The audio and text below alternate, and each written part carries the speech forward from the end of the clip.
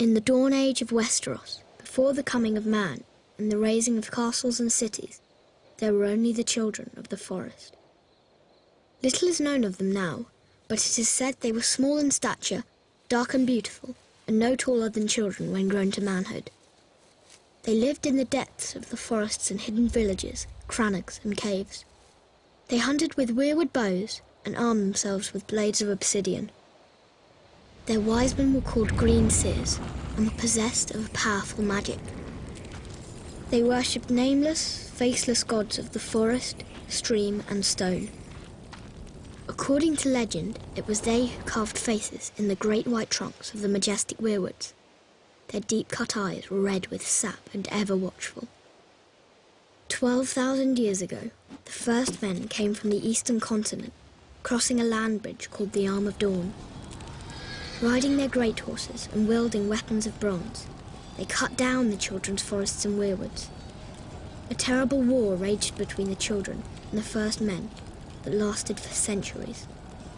At long last, the two races sought an end to the years of horror and bloodshed.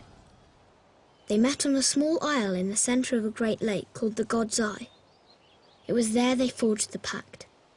The first man would be granted dominion over the coastland, the mountains, the high plains and the bogs, but the deep forest would forever belong to the children, and no weirwood tree would ever again fall to man's axe.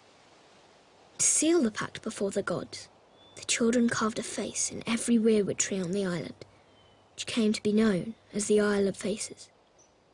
But the pact could not withstand the coming of the Andals, a race of tall, fair-haired warriors.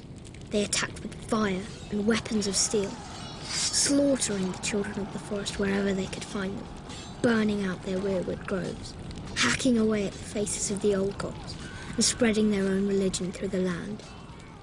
Centuries of war followed, and the Andals conquered every kingdom in Westeros, save one, the North. The kings of winter were able to withstand the Andal invasion, and descendants of the first men dwell there to this day, and continue to worship the old gods.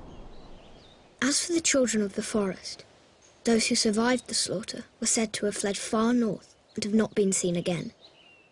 Most assume they're long dead, and some don't believe they ever existed. They live on only through song and legend, and in the faces of the weirwood trees.